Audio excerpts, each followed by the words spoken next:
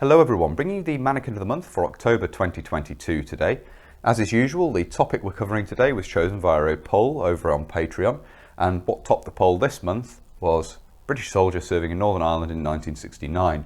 Specifically, we're looking at later 1969 here, so the late autumn or the early winter of 1969. Obviously, the initial deployments took place in August of 69, so we're a few months on from that initial deployment.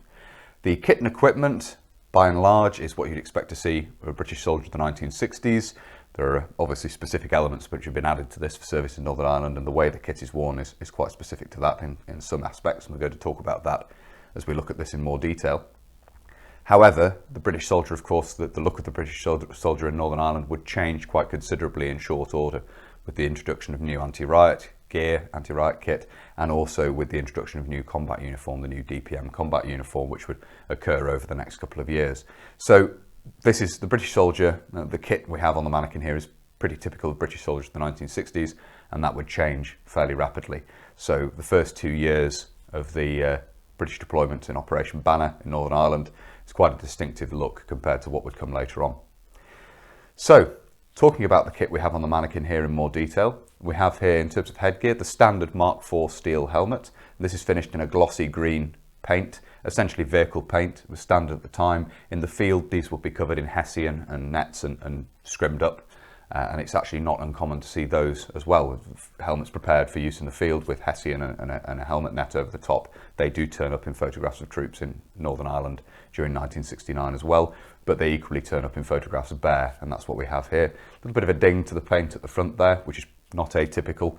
This does need a repaint, and that will be happening at some point, but quite appropriate for the mannequin as it is. The basic uniform consists of the 1960 pattern combat uniform. This would be trousers and smock from that combat uniform, so you can't really fit the trousers on this mannequin. But the standard green 1960 pattern combat smock here, this is, as we'll see as we move this round, the second pattern of this with the slightly modified reinforcement on the elbows compared to the initial pattern. So the later production, which would be typical by 1969, production had switched over in the mid 1960s. This is worn with an addition for obviously the security duties in Northern Ireland, which is body armour, which would be a very common part of British kit in Northern Ireland right the way through to the end of the Troubles, and would go through many different iterations, many different design changes. This is US M1952A body armour. Obviously the three-quarter collar body armour would be worn as well around this time. M1952A is by far the most common in photographs. This is a US made example. These were also produced in Britain as well, so you could see British made examples as well, but it's known that body armour was purchased in large quantities from the US. So we have an American made example of the M1952A here. Respirators were often carried, and we have that carried on the chest here. So this is the light anti-gas respirator of Second World War vintage, or the design originated in the Second World War as a replacement for the general service respirator. Obviously the improvement being that the canister is attached to the face piece, so it's all worn as one unit up on the face. You don't have any hose or anything coming down into the haversack to attach to a canister in the haversack. Obviously very much on the wane, being replaced with the S6 respirator, but it's still very common to see in photos of British troops in Northern Ireland in 69. The light anti-gas respirator was still issued to many troops, and that's what they had with them. As I say, carried on the chest, very easy to get at in this position, very easy to get at and pull on if anti-riot agents were being used, for example. And that's secured around the chest with a piece of whipcord, as you can see here, tied off to the little D-rings on each side. The strap's been shortened off somewhat, so it can be hung around the neck and carried in the middle of the chest, as we have here. The haversack is a standard example, possibly dating from the Second World War. These were manufactured in the 1950s as well, and the very end of production takes place in the 1960s. You have a quick release tab on the front there. It's very easy to just pull the flap open and take the respirator out and don it if required. The equipment is the 1958 pattern web equipment. The yoke for that here, worn a little bit awkwardly over the top of the body armour, but this is shown in period photographs in 1969. Obviously there would be a move to stripping down the equipment for specific, obviously the items that were specifically needed for specific operations in urban environments. In this instance we have not the full set, stripped down set, but we still have the yoke supporting the ammunition pouches on the belt there. And both of the ammunition pouches are carried on the belt. These are first issue examples. Again, second and third issue 1958 pattern pouches were in production by this, or had been introduced by this point and superseded one another, but it's still very common to see the earliest components of 1958 pattern on issue in 1969. So we have a set of the first issue pouches there, marked out by the stiffened sections to the side of the lid there, and they're quite a bit shallower than the third issue pouches, which would come to dominate a little bit later on. The belt is the standard 1958 pattern belt, as you can see here, actually worn over the body armour. It would become common later on when just the belt kit was worn without the yoke for this to be worn below the body armour around the hips, and it sort of tucks in underneath the back. The body armour comes a little bit further down the back than it does at the front. That's a lot more comfortable way of carrying it. But as I say, full sets of web equipment or web equipment with the yoke, it doesn't really gel very well. It doesn't really fit very well with the body armour. But this does turn up in period photographs, so that's what I've replicated on the Mannequin here. We'll start moving this around now and have a look at some of the other details. Looking at the right hand side of the Mannequin here, you can see the side profile of the helmet there. We have some other details of the body armour, the epaulettes on the body armour there. It's the yoke coming over the shoulders to support the ammunition pouch around the front here. And then round on the hip we have the water bottle pouch. Obviously not part of the initial 1958 pattern equipment, but introduced in the early 1960s. It had actually been replaced by this point in production with an example that closed with a strap, but it's still extremely common to see this first pattern of these pouches being carried on the equipment in 1969. So I've included one of the earlier water bottle pouches there. As you can see, even from this point, the back of the equipment is clear of kit.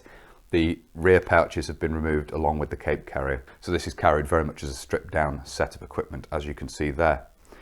Looking at the arm of the combat smock here, you can see the half circle elbow reinforcement there, mirrored on the other side. This replaced an earlier pattern which had a large oblong section all the way around the arm at this point to provide reinforcement for the elbow. This was the second pattern introduced in the mid-1960s and would be the dominant pattern to be seen in the late 1960s. So we've used the second pattern of 1960 pattern smock there. Looking at the back of the equipment here, we can see an interesting view of the equipment with the rear pouches and the cape carrier removed. You can see how the yoke attaches onto the back of the belt here. You can see the string coming round, which secures the respirator haversack on the chest. And you could also see what I mean here about the body armour coming down a little lower at the rear. You've got a couple of inches extra depth at the back here, as you can see, and obviously the equipment worn over that. It's quite an awkward way of doing things. The equipment and the body armour don't really, as I say, work together very well, but this was done for a time, and I say this is copied directly off period photographs. The equipment has been stripped down, as I say, in having the rear pouches and the cape carrier removed, but is otherwise worn as a set. That is to say that the yoke is still there supporting the belt and the pouches and so forth. Looking at the left hand side of the Mannequin here, there isn't a huge amount more to see, but if I do lift the arm of the smock out of the way, you can see here we have the bayonet for the SLR, the self-loading rifle, the L1A1, on the side of the ammunition pouch here. This was the standard British Army rifle at the time, of course. The bayonet is carried. In photographs at the time, it's not unusual to see the bayonets fixed when troops were involved in public order duties. This is something which would disappear later on, but in '69 there are quite a few photographs of troops stood ready with bayonets fixed. So the bayonet is carried there on the left-hand ammunition pouch, as you can see. So there we are. I hope you found it interesting looking at this.